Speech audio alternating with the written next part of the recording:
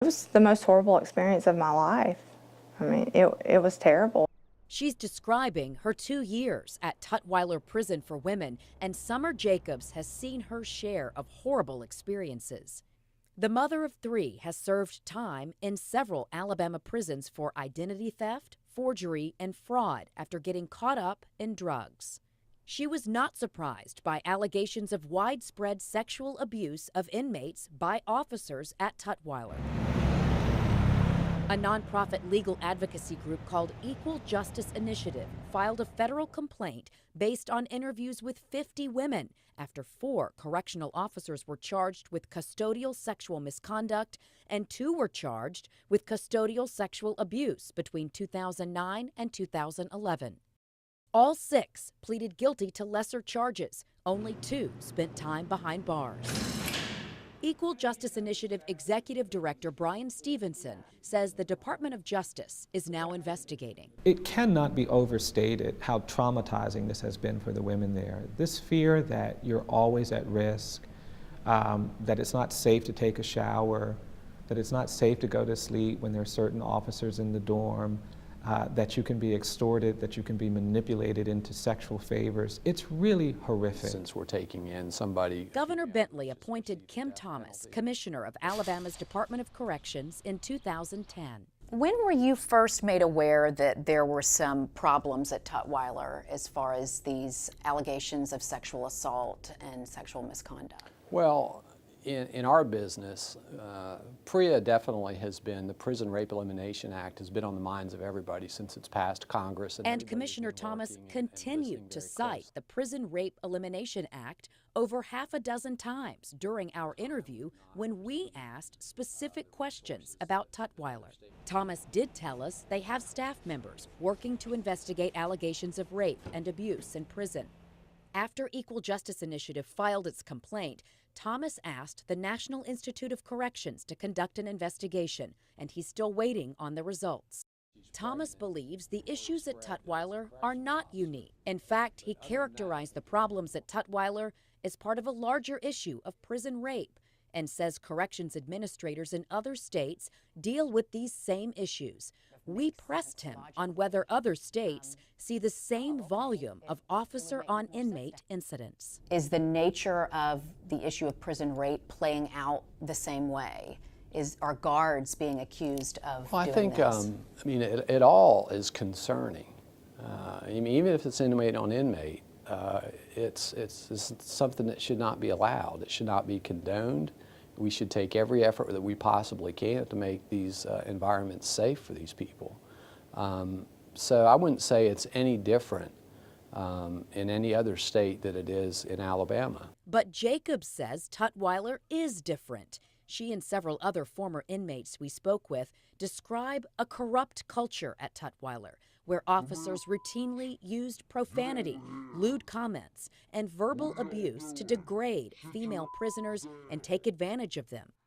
Jacobs was never sexually abused, but remembers multiple sexual relationships between officers and her fellow inmates, as well as widespread homosexual behavior between inmates that she and others say is often encouraged by corrections officers. It's free live porn for them. It's disgusting, but that's what goes on down there. I know sometimes that the girls say it's consensual, but it's really not, because you can't tell those people no. I mean, if you tell them no, you're just going to make your life a living hell. That included being put in segregation. Jacobs says she spent 7 days in segregation when prison officials suspected she'd been using Facebook. She was cleared of the allegations, but after spending a week in a cell alone, she says she saw other women completely neglected, and she was denied basic hygiene.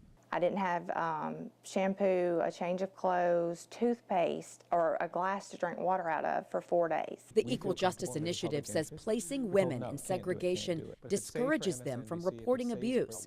Commissioner Thomas says that has changed. Inmates at Tutwiler are no longer placed in segregation when they make a complaint. It's a change he made to try to reassure the inmate population. And that is something that I want, is the women to feel, and the men to feel, that if they come forward with a complaint, that it's going to be taken seriously, that it's not going to be blown off, that we're going to take swift action, we're going to thoroughly investigate it, and if there's wrongdoing, the wrongdoer is going to be held accountable. Overcrowded, understaffed. Senator Cam Ward leads the Joint Oversight Prison Committee. He says getting to the bottom of Tutwiler's problems is a top priority. There's no question the number one job of government is public safety. We have to protect the public. But two, we have a constitutional responsibility on cruel and unusual punishment. And you can't create these systems like a third world country and expect them to work. Perhaps the most troubling allegation in all this, inmate pregnancies. Equal Justice Initiative says several inmates have given birth to babies fathered by correctional officers in the last 2 years. In her 2 years at Tutwiler, Jacobs says she knew 3 women impregnated by officers. And I found 2. But the commissioner says he only knows of 2 cases in Tutwiler's history where an inmate was impregnated by an officer, and in both cases, the officer was dismissed. Do you think the Department of Corrections has done everything that it could do to manage Tutwiler, or have there been some mistakes made at Tutwiler? I think we've been super aggressive. It's something that we do not tolerate. If the public knew the challenges that we go through on a day-to-day basis, the fact that we're 90% over capacity, the lack of staff, the difficult task that we have before us every single day, it's just a couple bad apples that I want to make sure we get rid of, and my coworkers do as well.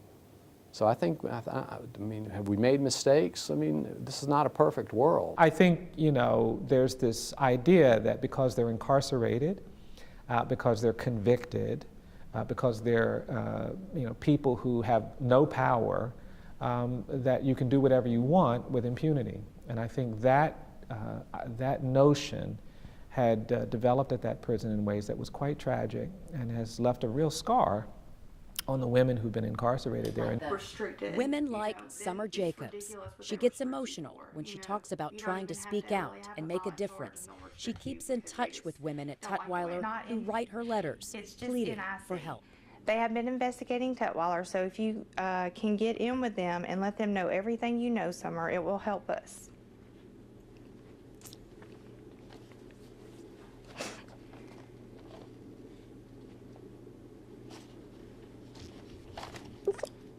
It's politically, quite honestly, politically, it's not popular to go, we need to put more money in prisons. The problem with that is, and most states who have ran into trouble realize this too, the back end is what gets them.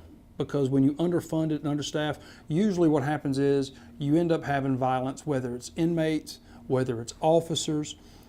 Two, you also have, the federal courts have stepped in California and basically dictated how their system would work in the future.